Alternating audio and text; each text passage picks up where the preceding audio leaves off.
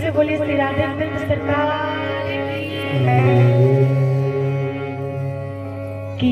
प्रवजंतम अनुपेतम पेतकृत्यम द्वैपायनो विरहकातर आजुहाव कि पुत्रेति तन्मया तरोभिनेदुः तम सर्वभूत हृदय मुनिमानतोऽस्मि।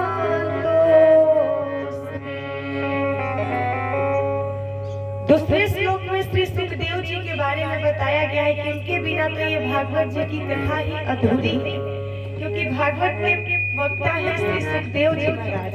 उन्हीं के मुखारविंद से ये कथा निकली है, तभी हमारे जन जन तक ये कथा पहुंची है, तभी हम और आप इसको सुनते हैं, क्योंकि ये सुख के मुख से निकला है। सुख मतलब क्या होता है, कौन बताएगा? आपको पता है?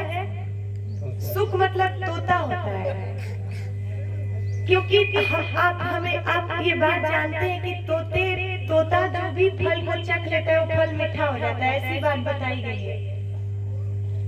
क्योंकि जैसे अमरूद होता है, अगर उस अमरूद को वो खा ले, अभी थोड़ा सा भी काट ले, तो कहते हैं कि बहुत मीठा होगा भाई, चलो खाते हैं, बहुत इसमें स्वाद होगा।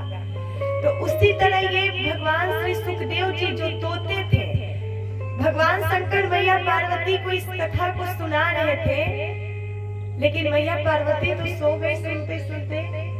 तो वहां पे श्री सुखदेव जी जो है तोते के रूप में बैठे थे, गुप्त रूप से छुप कर बैठे थे। तो वही सुखदेव जी जो है उसी कथा को सुन रहे थे। भगवान शंकर ने मैया पार्वती से कहा था कि आप कथा तो सुन रही हैं, लेकिन मैं तो कथा सुनाते सुनाते ऐसा भाव में एकदम ऐसा डूब जाता हूँ कि मुझे कुछ समझ ही में नहीं आता। इसीलिए जब भी मैं कथा सुनाऊं तो आप मुझे बीच बीच में जयकार या फिर ओम शब्द का उच्चारण करते रहिएगा, ऐसा उन्होंने कहा था। मैया पार्वती ने कहा कि ठीक है, हम ऐसा ही करेंगे। जब भगवान शंकर सुनाने लगे तो सुनाते सुनाते वो ऐसा भाव विभोर हो गए, प्रेम में डूब गए कि उनकी आंखें जो है बंद हो गई। लेकिन मैया पार्वती भी बहुत प्रेम से सुन रही थी, परंतु कथा में आ जाना ये तो आसान बात होती है, लेकिन उसको शुरू से लेकर अंतिम तक सुन लेना बैठकर शांति से, ये सबसे कठिन होता है। क्योंकि आकर ही मन जो है चंचल हो जाता है। आप बैठे हैं, मन जो है चंचल हो जाएगा, अशांत हो जाता है, किसी को मन भी नहीं लगता। वो आ तो चाहता है कि चलो भाई जाकर देखते हैं वो कैसी कथा कह रही है, कैसा हो रहा है, बहुत मजा आएगा, चलो कथा में अच्छा लगता है, बैठना चाहिए। लेकिन हम आ तो गए, पर इसको सुनना जो है बहुत ही कठिन है महाराज।